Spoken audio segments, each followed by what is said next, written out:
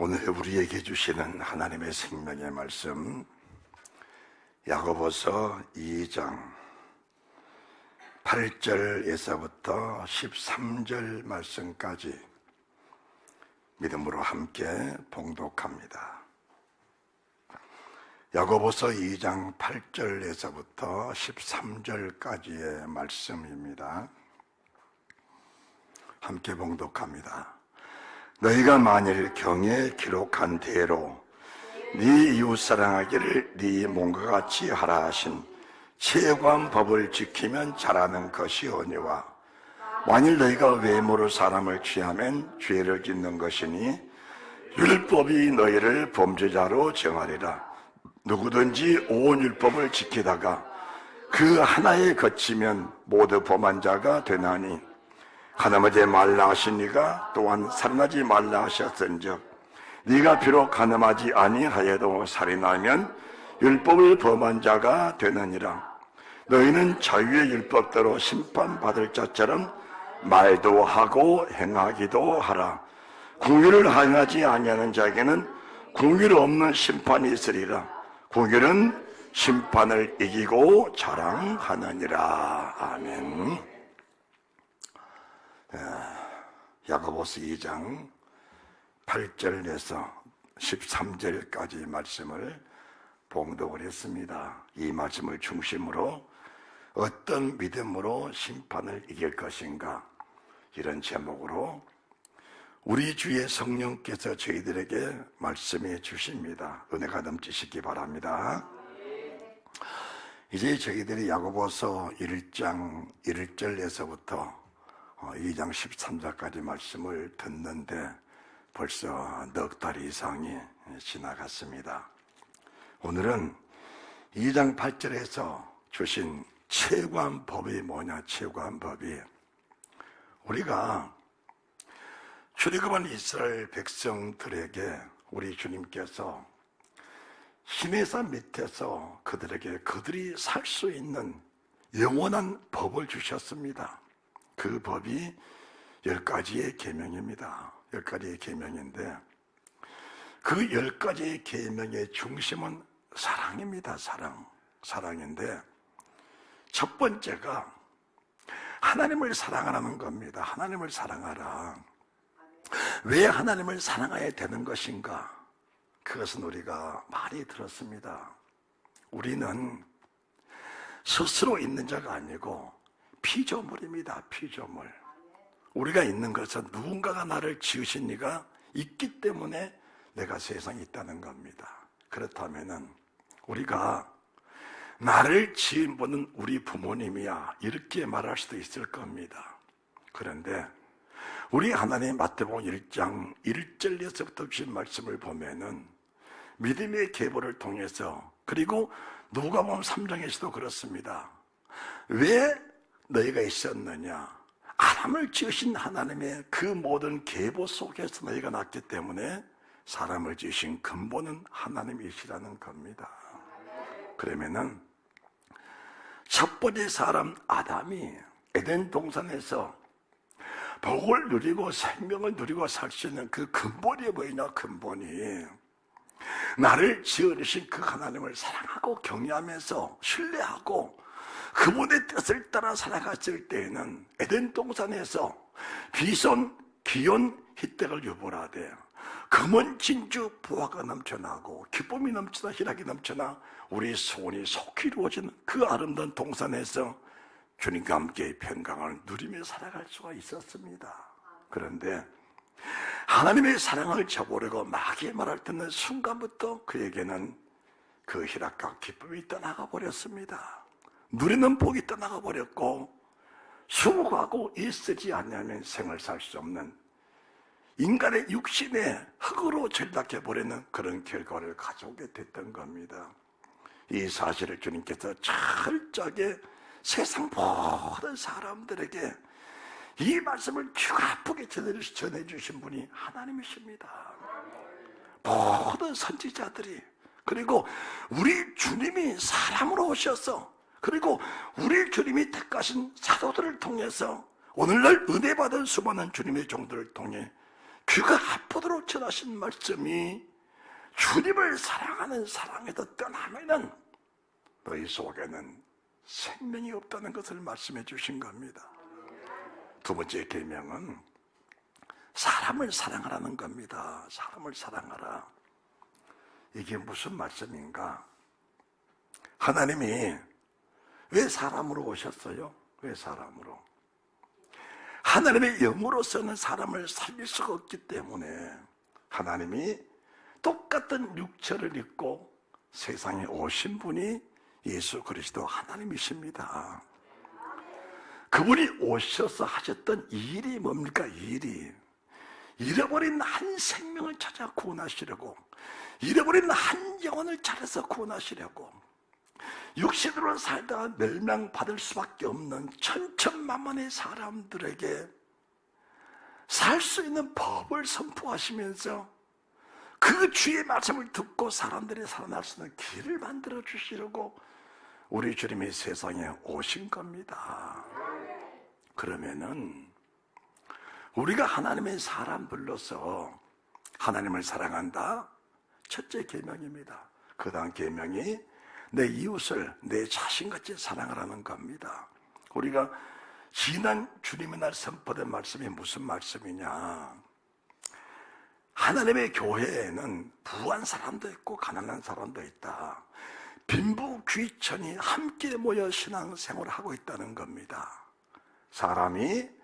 사람이 눈으로 보고 그를 판단한다면은 부한 사람, 벼슬 많은 사람, 존귀한 사람, 아름다운 사람은 가치가 있어 보이고 생김새가 그렇지 못하고 가난하고 헐벗은 사람은 무엇인가 좀 천하게 보일 수 있다는 겁니다.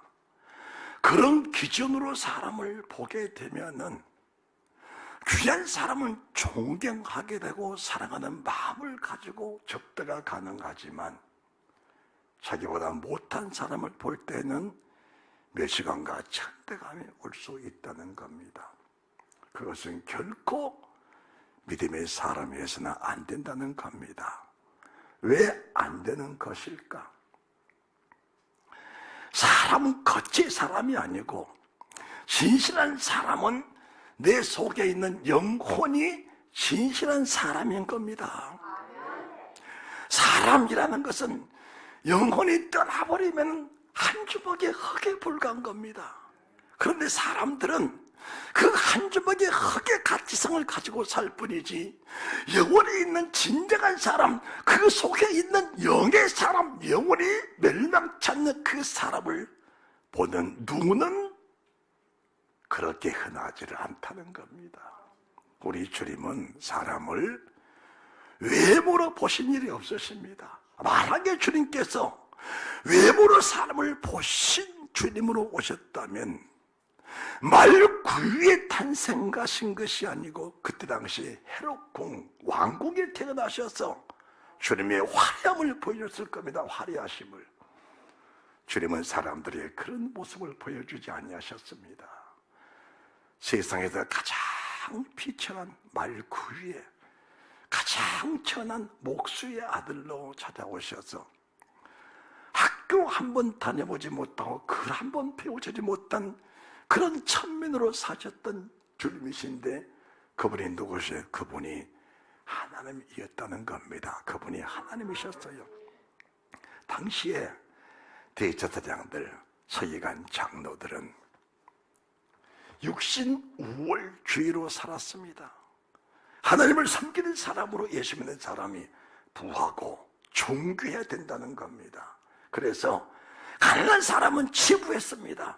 네가 믿음이 없기 때문에 가난한 게 아니냐, 하나님을 경외하지 않기 때문에 가난한 것이 아니냐라고 정죄했다는 겁니다. 그런데 그들은 부하기 위해서 인간이 해서는 안 될 일을 거침없이 하면서 부의 목적을 가지고 살았던 사람들이 대제사장, 바리새인, 서기관, 장로들이었다는 겁니다. 그들은 연약한 가부의 가상까지도 통째로 삼켜버렸습니다. 주님을 제일 먼저 알았던 사람이 서기관들입니다. 대제사장들입니다. 헤롯궁에서 동방박사 별들을 연구하는 사람들이 그리스도의 탄생을 알렸을 때에 헤롯이 말합니다. 그리스도 어디서 나겠느냐. 대제사장들이, 서기관들이, 그분은 베들레헴에서 탄생합니다. 예언적인 말씀을 명확하게 알고 있으면서도 그 주를 영접하러 가지 않았습니다. 오히려 주를 영접한 사람들은 동방박사들이요, 밤에 양털을 지키던 목동에 불과했던 사실을 말씀해 드리는 겁니다.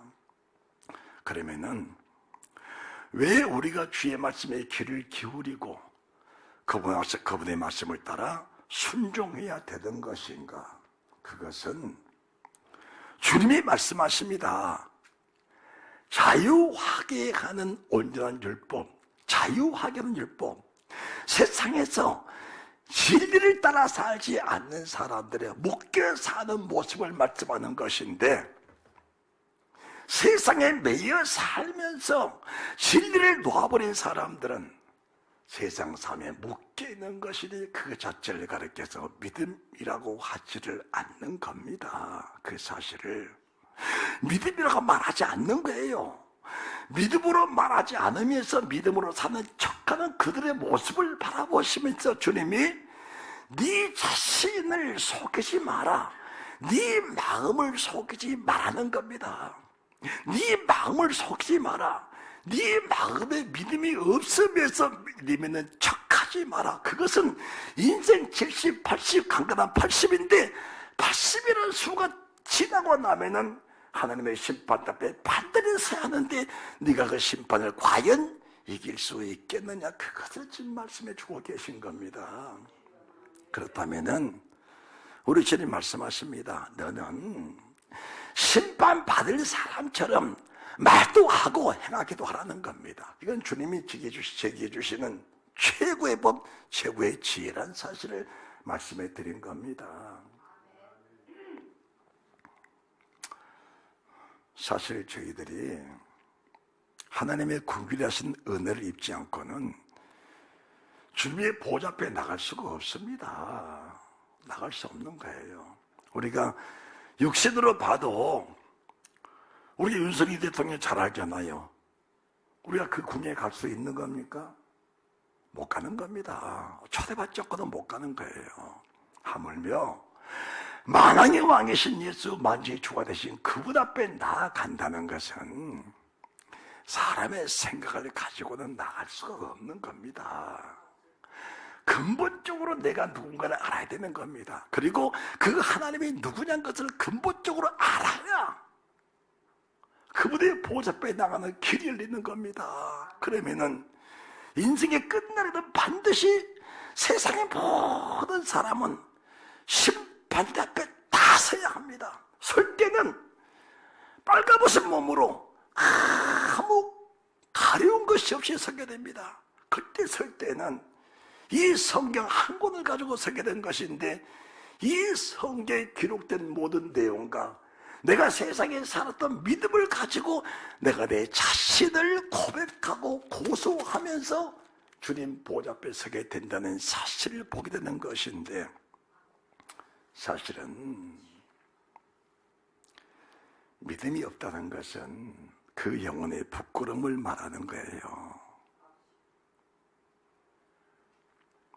우리가 손님 한 분을 만나더라도 최소한 씻고 화장하고 가잖아요. 우리가 적어도 신랑 되신 주를 만나러 갈 때가 얼마나 남았는지도 모르겠지만은, 신부단장, 예복단장이라는 것은 베드로에게 말씀하신 시몬아, 네가 나를 사랑하느냐? 예, 내가 주를 사랑합니다.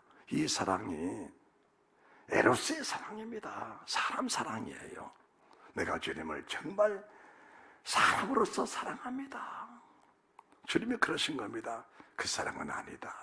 출발은 육신의 사랑인데, 사람과 사람 사이도 마찬가지입니다. 출발은 육신의 사랑인데, 그 육신의 사랑이 로고스의 사랑, 하나님의 말씀을 사랑하는 진정한 사랑, 생명을 사랑하는 사랑, 하나님을 사랑하는 하나님을 신으로 대접하면서 그 하나님을 사랑하는 그 사랑으로 승화될 때에 내가 가는 그 길을 네가 가면서 내가 이 십자가를 네가 질 수 있는 그 능력, 그 담력이 내게 생길 것이다. 최고의 축복을 허락해 주신 겁니다. 최고의 축복을. 주님, 그러면 우리가 어떻게 할까요? 하나님의 긍휼을 입어라. 하나님의 긍휼을 입어라. 그러면은 하나님의 긍휼을 입는 길이 뭐고 법이 뭡니까? 라는 것을 우리가 알아야 됩니다. 여러분들, 우리는 애초부터 택한 백성들은 아니었습니다. 택한 백성들은 이스라엘 민족들입니다. 유대 민족들입니다. 그들이 애굽에 있는 이스라엘 민족들이 구원을 받을 때에 인방아 설주의 피를 바르고 구원을 받았습니다. 구원받은 이후에 시내산에서 영원한 언약의 말씀을 받으면서 그 영원한 언약의 말씀은 영원한 생명, 영원한 복의 말씀입니다. 그런데 그들은 그 말씀을 저버리고 육신의 삶으로 전략해 버렸을 때에 비록 가나안 땅에 살고 있으면서도 블레셋 족속들에게, 아수르 족속들에게, 암몬 족속들에게, 모압 족속들에게, 아말렉 족속들에게 수많은 침략을 당하면서 유린을 당하고 살았던 그들이었습니다. 하나님을 섬기고 살면서도 힘이 없는 백성들, 적국에 쳐들어오면은 방할 힘이 없는 그 백성들입니다. 그 백성들. 그리고 적과 꿀이 흐르던 하나님의 땅에서 끌려갔습니다. 포로로 잡혀간 거예요. 아수르의 포로로, 바벨론의 포로로, 아니면은 애굽으로 도망가자 거기서 숨어 살았던 그 백성들에게 하나님이 뭐라 말씀하시냐? 신명기 30장 1절입니다. 신명기 30장 1절.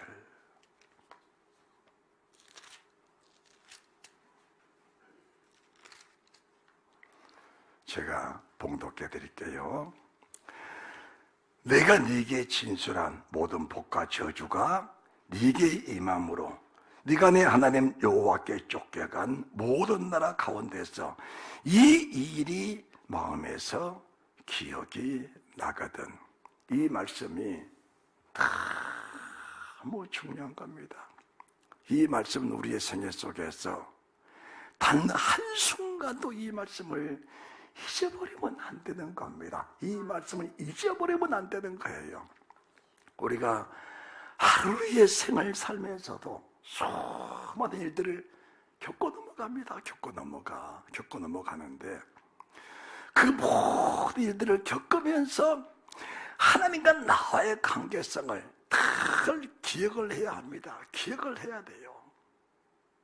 그러면서 내가 지금 쫓겨간 나라 가운데서 포로로 된 삶을 살고 있는 것인지, 아니면은 자유하게 난 율법 속에서, 자유하게 난 법 속에서 하나님이 주시는 자유를 누리고 사는 사람인지 잘 알아야 되는 겁니다. 구약 이스라엘 백성들은 적국에서 포로로 잡혀갔지만 오늘을 사는 나와 여러분에게는 무슨 일이 생기는가? 보이지 않는 적들, 악한 영들에게 사로잡혀서 끌려다니는, 억압당하고 살면서 억압인 줄 모르고 사는 자유가 없는 사람들이 세상에 얼마나 많습니까? 물론 교회 밖의 사람들이야 하나님은 모르는 사람이니까 그들과는 말할 수 없다 하지만은 교회 안에 이스라엘 민족들, 가나안 땅 안에 사람 백성들이 포로로 잡혀가서 정말 하나님을 알고 있지만 그 하나님의 힘이 없는, 하나님을 알고도 있지만 내게 구원이 될 수 없는, 하나님을 알고도 있지만 그 하나님이 내게 생명과 복이 될 수 없는, 그 하나님이 내게 위로가 될 수 없는 그런 하나님의 이름만 가지고 사는, 그 하나님을 종에 기록되는 그 이름, 그 하나님을 모상처럼 가지고 살았던 그들의 처참한 모습이 오늘을 산다 여러분이 영적 결핍, 영적 분핍, 영적 포로된 상황 속에 살면서 마음의 갈등, 아픔을 겪으면서도 정작 십자가에 달리신 주님, 정말 채찍에 말하신 예수 그리스도, 나를 위해 죽임을 당하신 주님, 그분의 사랑 역사하셔도 지금도 함께 계시다고 고백은 하지만 그 고백한 주님이 실제적으로 내게 도움을 줄 수 없는, 내게 도움이 될 수 없는 그런 종이 호랑이 하나님을 섬기고 살지는 않는 것인가를 우리가 깊이 한번 생각해보는 그런 의가 있어야 된다는 사실을 믿으시기 바랍니다. 왜 그걸 몰라 사람들이?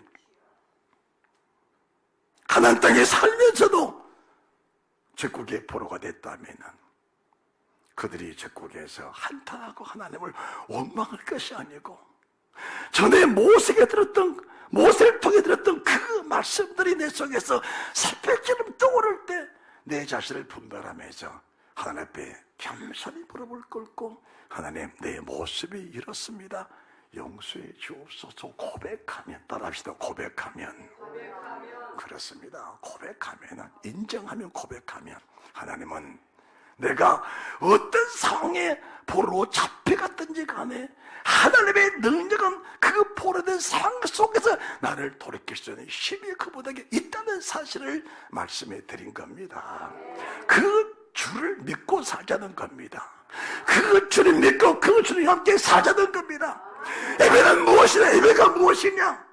포로된 내가 한 번의 예배를 통해서 내 자신을 깨닫고 분별하면서 내 자신의 위치를 파악하고 본연의 모습으로 돌아가 창조주 하나님 품에 안기는 그 자체를 가르쳐서 예배라고 하는 겁니다.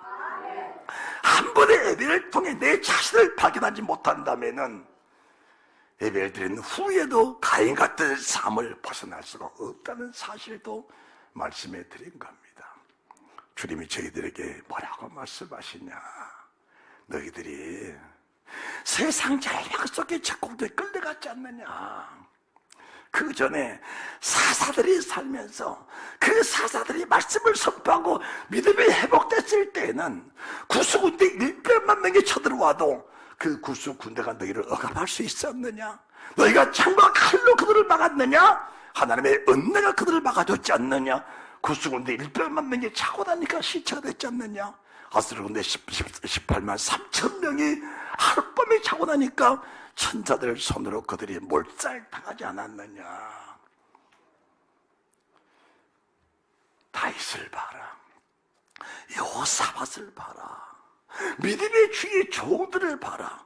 그들이 살았던 모든 생애가 적군이, 그 큰 적군이 너희를 억압할 수 있었느냐? 오히려 너희들이 그들을 정복하면서 세상 누리고 살았지 않느냐? 그런데 왜 지금 너희들이 포로로 잡혀가서 살고 있느냐? 이 말씀 하실 때 백성들이 마음을 연 겁니다. 믿음의 눈으로 주를 바라본 겁니다. 우리가 여기서 하나님을 원망할 것이 아니고 내 자신을 발견하자. 그리고 무너진 말씀을 다시 세우자. 우리가 먼 것은 못할지라도 가까이 있는 그것, 내 속에서 떠오르는 말씀 한 절 한 절이라도, 내 속에다 밝혀지는 말씀 한 절 한 절이라도 그 말씀이 하나님의 진실성이 되도록 내 속에다 말씀을 밝혀내면서 그 말씀의 진실한 말씀의 능력이 되도록 믿음을 회복하자는 겁니다. 믿음을 따라합시다. 믿음을 회복하자. 믿음의 회복이 삶의 회복입니다. 믿음의 회복이 삶의 회복이에요. 우리가 믿음 없이는 주님 나라 못 가잖아요. 그 믿음이 뭐냐? 믿음이 주의 명령을 따라 사는 것이 믿음이라고 하는 겁니다. 내 뜻대로 사는 것은 내가 사는 것이지 하나님이 사는 게 아니에요.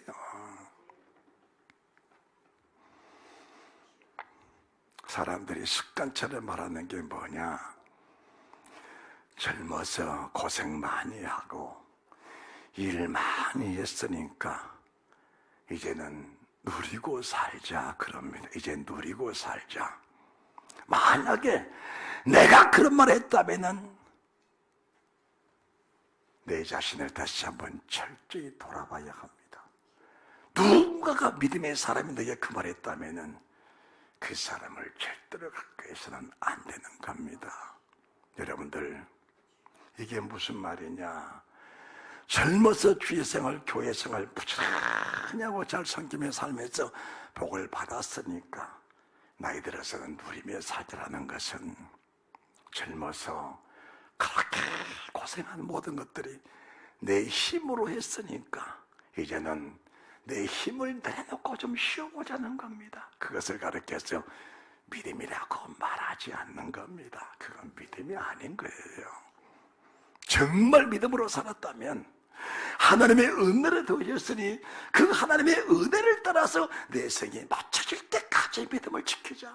선지자들이 그렇게 살았고 사도들이 그렇게 살았습니다. 우리의 믿음은 선지자와 사도 위에 세운 믿음이지 내 자신의 인성이라든지 내 자신의 인격, 내 자신의 어떤 경건성을 가지고 믿음을 세운 것이 아니고 예수 그리스도의 은혜, 그분의 말씀 속에 내 믿음에 세워져야 된다는 사실입니다. 이런 믿음은 어떤 적국이 쳐들어와도 아수르 군대가, 구스 군대가, 어떤 군대가 쳐들어와도 그 군대가 내게는 결코 두려움의 대상이 아닌 겁니다. 오히려 군대가 쳐들어올수록 내게는 큰 축복이 있다는 사실을 말씀해 주신 겁니다. 이게 무슨 말씀이냐? 여호사밧이 가장 어려울 때 수많은 적군이 쳐들어온 겁니다. 이길 힘이 없습니다. 대적할 능력이 없어. 하나님 앞에 가슴을 쓸어내리면서 간절히 기도하는데 무슨 기도를 하냐? 하나님이여, 전날에 하나님의 종 모세를 통해 주신 말씀이 이러하였습니다. 우리 민족의 조상들이 그 말씀 붙잡고 어떤 적군이 쳐들어도 그 적군을 이기면서 승리의 삶을 살아갈 수 있었습니다. 동일하신 하나님, 어제는 오늘도 똑같은 하나님께서 그들에게 역사하신 그 모습 그대로 내가 역사해 주셔서 이 전쟁을 승리로 이끌어가는 능력을 허락하여 주옵소서. 그 믿음으로 기도했더니 그 군대들이 하룻밤에 다 송장이 됐습니다. 그들이 가지고 왔던 그 많은 금은보화 물품들, 의복들이 여호사밧에게 그대로 통째로 들어가니 오히려 전쟁 때문에 그들이 아파 고통받는 것이 아니고 오히려 전쟁 때문에 부와 영광과 재물이 극에 달하는 위대한 축복된 사람으로 변화가 됐다, 그 말입니다. 여러분들, 믿음만 회복돼 버리면 우리의 삶은 결단코 두려울 것이 없다는 사실을 말씀해 드립니다. 두 번째입니다. 사람이 사람을 긍휼히 여겨야 하나님의 사람을 긍휼히 여기는 겁니다. 하나님의 사람으로 오셔서 첫 번째 소유가 산상수훈인데, 산상수훈의 다섯 번째 복이 뭐냐? 긍휼히 여긴 자는 복이 있나니 저희가 긍휼히 여김을 받을 것이며, 긍휼히 여겨야 긍휼히 여김을 받는 겁니다. 그렇다면 긍휼히 여기라는 것은 누군가가 내게 실수를 하고 함을 입고 누군가를 내가 죽여야 되는 그런 상황 속에 살아갈 수밖에 없는 그 사람을, 내가 하나님 앞에 죽을 죄인인데, 아버지 앞에 죽을 죄인인데 주님의 나 같은 죄인을 대신에 죽어주심으로 나를 살리시는 그 은혜가 있다면은 그 사람을 용서하지 못할 수가 없다는 사실이 믿어지는 걸 가르쳐서 진실한 믿음이라고 하는 겁니다. 하나님의 사람 다윗이 하나님의 은혜를 입었어요. 은혜를 입었어. 그리고 예언을 받았습니다. 사무엘 선지자가 다윗아, 너는 이스라엘의 왕이 될 것이다 라는 예언을 받았습니다. 받았는데 사울이라는 사람이 그의 대적이었습니다. 귀에만 되면 다윗을 죽이려고 혈안이 되어 있습니다.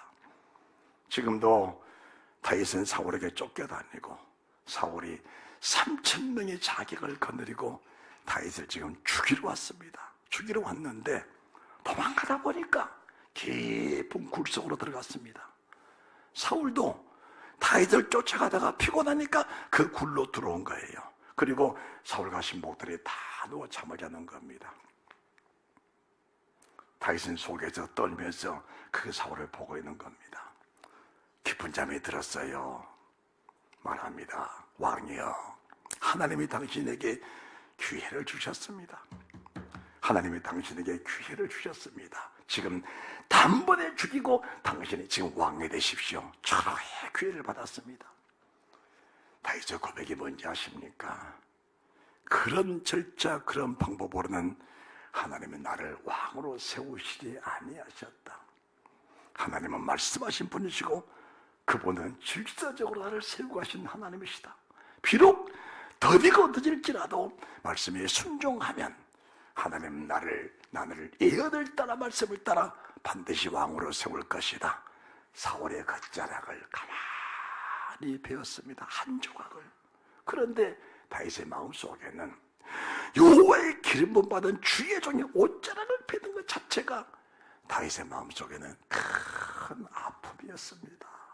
내가 감히 기름 부음 받은 주의 옷자락을 벤다는 것이 다윗에게는 큰 아픔이었습니다.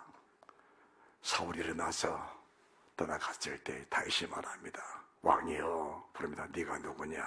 다윗입니다. 혹이 나를 말하기를 당신을 죽이고 나를 왕이되라 하였지만은 난 내 손을 들어서 당신을 죽일 수가 없었습니다. 얼마나 소름 돋는 일입니까? 얼마나 소름 돋는. 사울은 다윗을 죽이려고 찾아왔고 다윗은 사울을 죽일 절호의 기회를 받았음에도 불구하고 그 사울을 놓아보내면서 옷 한 자락 뺀 것도 가슴이 찔린 그 다윗이었는데 사울이 뭐라 하냐? 너는 반드시 왕이 될 것이고 나라가 너의 손에 반드시 형통에 설 것이라 예언의 기도를 해 주었습니다. 예언의 기도를. 보세요. 사실 다윗과 사울을 견주어보면은 사울이 다윗보다 훨씬 어렵습니다. 왜 그런가? 다윗은 은혜를 받았다면서도 자기의 신복인 우리야, 그 아내를 가늠하고 자기의 신복 충성된 사람 우리야를 전쟁터에 내보내 첩보 살해내버린 사람이 다윗입니다. 그런 악한 일을 했어요. 그런데 궁일은 누가 받았냐? 궁일은 다윗이 받은 겁니다.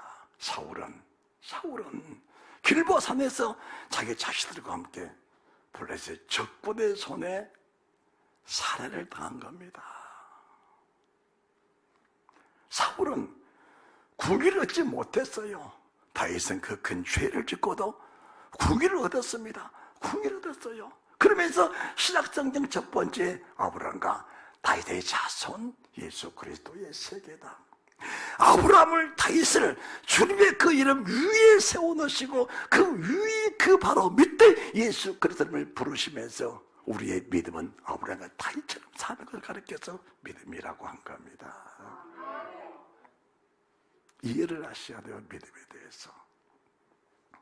궁유를 하신 것이, 궁유를 주던 것이 얼마나 큰 복이냐, 큰 복이냐. 주님이 마태복음 17장 변화산에서 내가 하나님이라는 사실을 명확하게 보여주고 나서 18장 딱 넘어오니까 어린아이들 축복하시고 18장 6절에 뭐라 하시냐? 사람을 절대로 실족시키지 마라. 만약에 사람을 실족하면은 연자 맷돌을 목에 메우고 깊은 물에 빠뜨린 것보다 낫다는 겁니다. 이 말씀을 깊이 보시면은 교회 안에서 육신적으로 힘 있는 사람들이 교회를 휘젓고 다니면서 믿음으로 살고 다니는 사람들 교회에서 쫓아버린 사람들이 많아. 잘 들어야 돼요.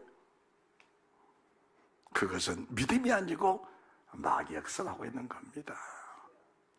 마귀역사는 거예요. 한 사람을 실족하면은 무슨 말이냐? 궁일이 없는 거예요.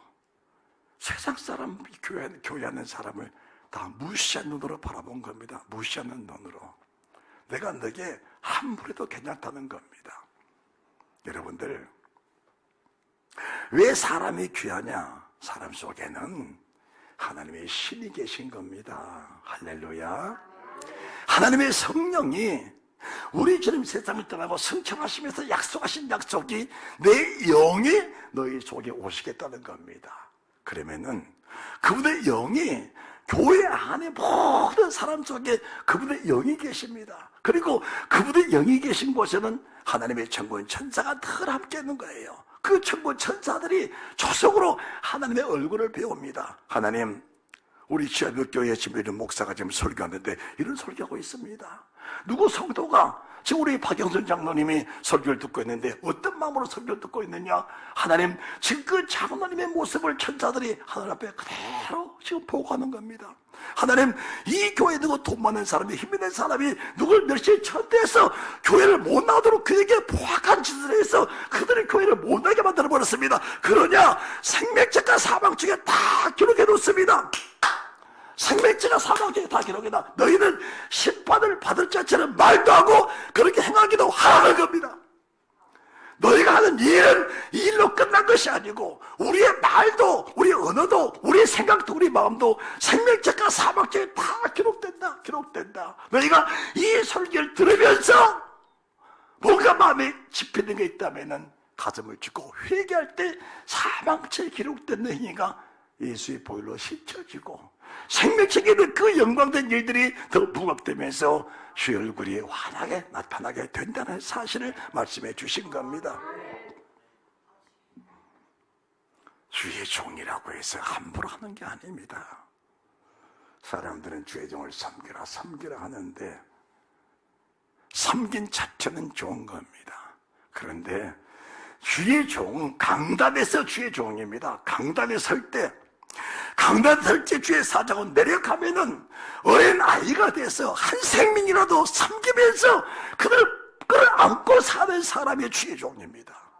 직분이 높을수록 천한 자의 자리에서, 낮은 자의 자리에서, 섬김의 자리에서, 겸손한 자리에서 세상 끝까지 주의 백성들을 섬기고 사는 사람의 자리에 서는 것이 교회의 큰 직분자의 모습이라는 사실을 말씀해 드린 겁니다. 우리 주님이 마가복음 10장 46절 내가 왜 왔느냐? 사람을 섬기러 왔다. 사람 섬기러 왔다. 그러면은 내 자리에 함께 앉을 자가 누구냐? 사람을 섬기는 자가 함께 앉을 사람이란 것을 말씀해 주신 겁니다. 나는 잃어버린 한 마리 양을 찾아왔다. 정말 믿음의 사람이라면은 십족할 수 있는 그 사람에게 내 목숨이라도 내주면서 그들을 믿음으로 사도록 붙잡아 매주는 걸 가르쳐서 하나님의 사람이라고 하는 겁니다. 믿음생활 잘하는 사람을 교회에서 분란 이렇게 쫓아내버리는 거, 그건 마귀가 사람을 쫓아내버린 것이니 그거는 하나님이 하신 일이 아니라는 사실을 알아야 하는 겁니다. 가슴 아픈 일을 왜 그렇게 믿음으로 살면서 내가 믿음으로 살지 못한 자체도 아니면 아버지 앞에 섰을 때 부끄러울 것인데 믿음으로 살아가는 사람들에게 마음에 상처를 줘버린다면 그것이 정말 믿음의 사람이겠느냐? 믿음의 사람이겠느냐?